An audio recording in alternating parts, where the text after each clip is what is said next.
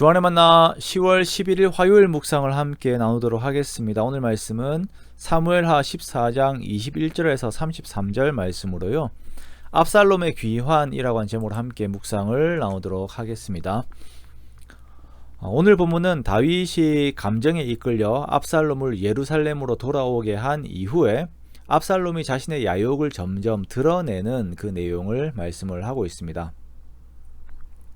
어제 우리는 다윗이 이제 요압이 보낸 드고와 여인의 말을 듣고 압살롬을 향한 그 마음이 이제 감정적으로 이렇게 움직이게 되는 것을 우리가 보았습니다. 그리고 다윗은 이제 압살롬을 다시 예루살렘으로 돌아오게 하는 것을 이렇게 명하지요.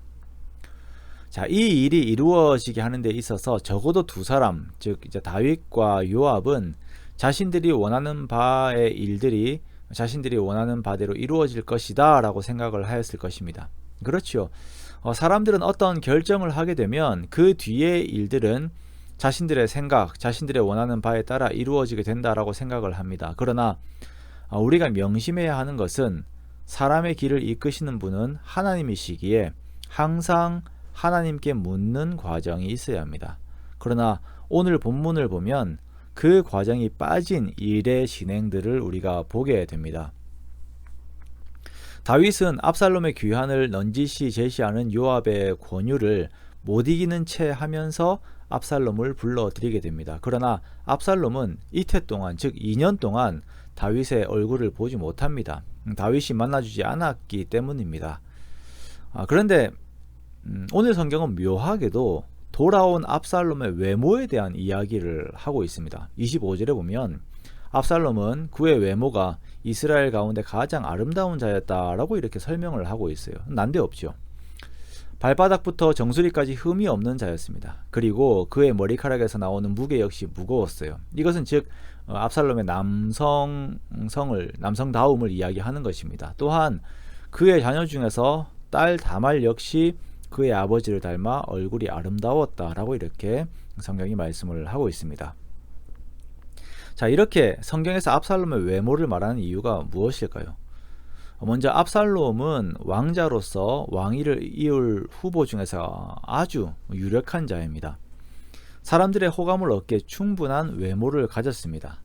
그러나 이러한 외모에 대한 평은 사무엘이 이새의 집으로 기름 부음을 위해 갔을 때를 회상하게 하죠.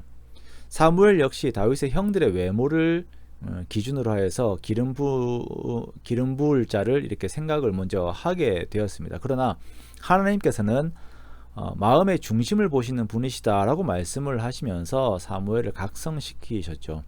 그리고 오늘 본문은 이렇게 압살롬의 외모에 대한 말, 즉 외모로 말미암아서 우리의 영적인 눈이 가리워질 수 있게 됨을 먼저 경고하면서 그 뒤에 조금씩 드러나게 되는 압살롬의 내면을 또한 보게 합니다. 다음에 이어진 압살롬의 행위, 요압을 대하는 압살롬의 모습을 보면 그의 잔혹함과 함께 자신의 이익을 위해서는 모든 것을 다하는 극한의 자기애를 가지고 있는 압살롬의 모습을 보여주고 있습니다. 예루살렘으로 돌아온 압살롬이 지위를 회복하고 또한 민심을 얻기 위해서는 다윗과의 관계 회복이라고 하는 명분을 얻어야 합니다. 2년 동안이나 다윗이 만나주지 않는다라는 것, 마치 갇힌 자의 모습과 같은 모습을 보이고 있는 것은 사회적인 포지션에서의 말이 아닌 것이죠. 그래서 그는 왕을 만나고 싶어 하여서 요압에게 계속적으로 요청을 해요. 그러나 요압은 이 정치적인 입장 가운데서 압살롬의 요청을 들어주지 않고 요압 역시도 아예 압살롬을 만나주지도 않습니다. 그러자 압살롬은 자신의 이익을 얻기 위하여서 타인에게 해를 끼치는데 주저하지 않고 하나의 방법을 이어갑니다. 바로 요압의 밭에다가 불을 질러버리는 것이에요. 아주 무서운 사람이죠. 자신의 이익을 위해서라면 타인이 어떤 피해를 입는지에 대해서는 전혀 고려를 하지 않는 사람입니다. 그렇게 눈앞에 있는 이익과 야망만을 향해 달려가고 있는 압살롬의 모습 안에서는 하나님의 성품이 없습니다. 외적으로는 사람들을 유혹하기에 좋은 조건들을 가지고 있어요. 이후에도 나오지만 그의 계산된 타인에 대한 좋은 태도는 사람들의 마음을 훔칩니다. 그러나 우리가 놓치지 말아야 하는 것은 압살롬이 그렇게도 바라고 있는 이스라엘의 왕이라고 하는 자리는 하나님의 마음에 합한 자여야 한다는 것이에요. 즉 그 마음에 추구하는 생각들이 하나님을 경외하는 마음과 하나님의 백성들을 위한 하나님의 마음, 즉 백성들을 존중하는 마음으로 구성이 되어 있어야 하는 것입니다. 압살롬은 이것이 없어요. 정말 광명한 천사와 같은 모습을 가지고 있는 사단과도 같은 존재가 되었습니다. 그렇게 하나님의 나라에 큰 치명상을 주는 존재가 된 것입니다.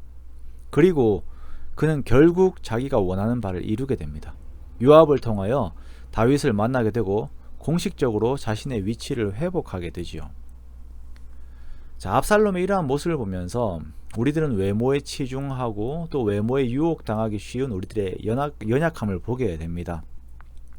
여기에서의 외모는 꼭 세상이 말하는 어떤 성적인 매력이나 뭐 그런 매력 이걸 말하는 것이 아니라 그것뿐만 말하는 것이 아니라 사람들에게 호감을 얻고자 하는 모든 태도 역시 포함이 되는 것입니다. 물론 예의의 바른 태도는 다른 사람을 존중하는 가장 기본적인 태도입니다만 우리가 나를 대하는 태도가 아닌 그 사람이 하나님을 대하는 태도를 볼 수 있는 분별력을 가지고 있어야 할 것입니다. 그것을 위해서 기도하십시오.